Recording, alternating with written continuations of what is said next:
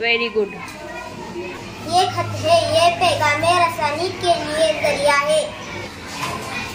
ये हेडफोन है, हम इससे सुनते हैं, ये पैगाम रसानी का जरिया है।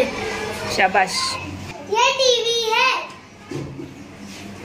ये पैगाम रसानी का एक जरिया है। ये मोबाइल है, ये पैगाम रसानी का जरिया है। ये लैपटॉप है, ये पैगाम रसानी का एक जरिया है। Very good.